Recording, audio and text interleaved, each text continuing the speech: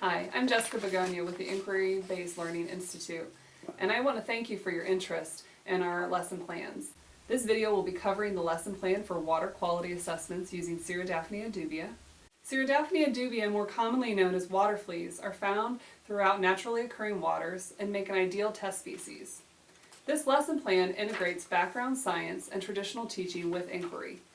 You will have plenty of water fleas to work with, so encourage your students to ask questions and initiate some of their own explorations.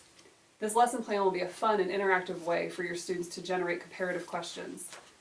The experiment outlined in the lesson is designed to be started on a Friday and last 1 week, with additional days before and after to go over the background science and for the students to present their findings.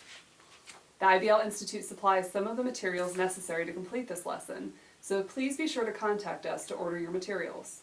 When you place your order, we will need to know the number of students participating and the shipping address where we will send the supplies. Once you've scheduled your supply delivery, you will receive Ceriodaphnia dubia stock cultures in rearing water, laboratory-supplied culture water to transfer the organisms, eyedroppers, sampling cups with lids, disposable 30 milliliter cups, the Ceriodaphnia dubia food supply, and a cheesecloth to filter the samples.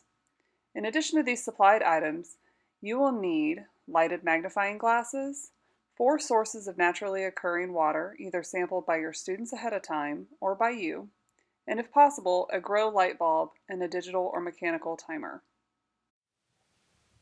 You'll receive the supplies midweek, even though the actual experiment is best started on Friday. Leading up to Friday, there's a little work to do, but let's start by taking a closer look at the culture you received. Here to help us learn more about Ceriodaphnia dubia is Brian Good, an environmental biologist who frequently uses this organism in the laboratory for toxicity testing. Ceriodaphnia dubia are filter feeders that feed on algae and other particulates through their movement in the water. The culture you received will have various ages and various sizes of Ceriodaphnia dubia. If you look into the culture, you can see the Daphnia swimming around, but it helps to use a lighted magnifying glass or stereoscope to better see them. Daphnia reproduce asexually by creating clones. Daphnia grow from a newly hatched neonate to a sexually mature adult that produces 3 broods within 1 week. A neonate will sexually mature and start producing their first brood after 3 to 4 days. This is why we suggest having your class start their experiment on Friday with recently hatched neonates. The neonates will not have their first brood for 2 to 3 days. Since students will not be in class on Saturday and Sunday, there will not be neonates to count. The short life cycle and reproduction of Ceriodaphnia dubia make them perfect organisms for assessing water quality. If the Daphnia die after being placed in sample water, the water is said to be acutely toxic. However, if they live but reproduce at a lower than expected rate, the water is said to exhibit chronic toxicity. Because toxicity inhibits the reproduction, the number of broods they produce reflects chronic toxicity. As you can see, the Daphnia's short reproduction cycle is perfect for environmental testing and allows the observer to quickly assess chronic toxicity. Turning back to the provided mass culture, you can identify adults by comparing the relative size of the organisms. In 1 to 2 days, the neonates will emerge from the adult. You will typically receive your supplies on Wednesday. In your kit, you will find the YCT and unicellular green algae, along with the Ceriodaphnia dubia stock culture and eyedropper. Use the eyedropper to place 6 or 7 drops of each food source in the provided mass culture. Now the organisms are fed, we need to provide them with a day and night cycle. In the lab, we use a grow light on a timer to maintain a constant 16 hours of daylight condition and 8 hours of night. You can do the same, or you can simply put your cultures near a window. That concludes the necessary steps for Wednesday. On Thursday, there are a few things you need to do in preparation for the start of the experiment. You will need to start by taking some of the culture water we provided and gently shake it to aerate it. It's a good idea to gently shake the culture water and all future samples prior to transferring the organisms so as to provide some air for the Daphnia. Never use chlorinated water, as this will kill the Daphnia. Pour about 60 milliliters of the fresh culture water provided in your lesson plan kit into a separate small bowl. Next, you will need to add about 6 to 7 drops of the food sources to the fresh culture water. Finally, you will need to capture some of the larger Daphnia and transfer them to the fresh culture water. Daphnia can best be viewed with some light from below and a magnifying glass. Identify the adults and transfer approximately 10 of them using the provided eyedropper. Please note, this eyedropper is specially prepared with a wider hole to ensure the test organisms are not damaged during transfers.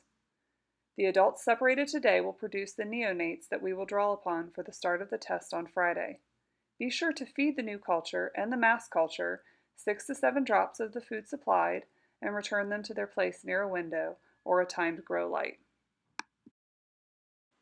Before class begins on Friday, you will need to have your students divided into 4 groups of 4 to 5 students. Either you or your students will need to collect 4 samples of naturally occurring water. What water samples will we be evaluating? The samples can be collected from a pond, a ditch, or a stream. Daphnia particularly like aquarium water, so if you have an aquarium in your class or at home, you can also use that. You can also use the culture water provided in your sampling kit. The students might take more ownership of the project if they collect the sample, but the teacher can opt to bring in the samples or some combination thereof. We have provided sample bottles to use for collection. It is good technique to document collection information on the bottle and subsequent data sheets used. Note the date and time, who collected the sample, where it is from, and any other pertinent information. To distribute the samples, you can either opt to have each group have 1 water source to test, or you can have each group test all 4 water sources by sharing the 4 source samples between the groups. On Friday morning, you will need to separate out an adult and 4 to 5 neonates for each group using the culture started Thursday. If you have 4 groups, you'll need 16 total neonates. On Friday, the students are ready to start the test. Each group will set up 4 cups to start the test. Have the students label their plastic cups with their group number and A, B, C, and D to represent the source waters. Add about 20 milliliters of appropriate sample to each cup. Have the students add 1 drop of food to each sample cup. Next, have each group take the prepared cup with 4 to 5 neonates and observe them under bright light and magnification. Using an eyedropper, bright light, and a magnifying glass if needed, transfer 1 neonate to each of the 4 sample cups. Be sure to instruct your students on the safe handling and transfer of the organisms. Then place the cups under the grow light or in front of a window. You're all set until Monday when the next brood may occur. We will be counting the total number of young produced over the next week from these neonates that are soon to become moms. If possible, put a drop of food into each cup Saturday and Sunday. Now it's Monday, and as you can see, there are neonates in the sample cups.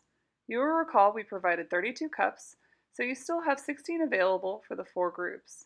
Each group should get out their extra 4 cups and pour 20 milliliters of sample in each. Add 1 drop of food of each food source to the new sample cups. The students will transfer the mom to the fresh sample, leaving the neonates behind. The students then count the neonates. Record the data for each cup using the data sheet provided in the lesson plan, or have each group determine how they will record and present their findings. Your students will continue counting the neonates and transferring the adults throughout the week. You can either have your students do this daily or every other day, but always ensure the organisms are fed daily. After completing the data tabulation, you can dispose of the sample water with the neonates. The students will need to rinse out the 4 cups from which they transferred Daphnia using distilled water and reuse the provided cups on alternating days. By Friday, the original Daphnia will have had 3 broods. Tabulate the data every day, and after counting the organisms on Friday, the test is complete, and your students are ready to present their findings. We don't want this to turn into a traditional experiment. The important thing is to give the kids latitude to create their own learning experience. What did the students learn about working with Daphnia? How did one group's actions vary from the other groups? The IBL Institute is constantly working to create new and innovative material. One of the members of the IBL Institute who assisted in developing this plan is Madison Williams, an education major at Ohio State University. And Madison's here to tell us about her experience. I'm Madison Williams. I have the unique opportunity of helping develop lesson plans for the IBL Institute. I look forward to creating more plans that integrate inquiry with traditional teaching methods. Some of the things that differentiate an IBL lesson from others is that we provide necessary materials and offer a phone consultation prior to teaching the lesson. Any feedback would help me work on my future lesson plans. As Madison mentioned, we are excited to create new lessons and continue to improve our current ones.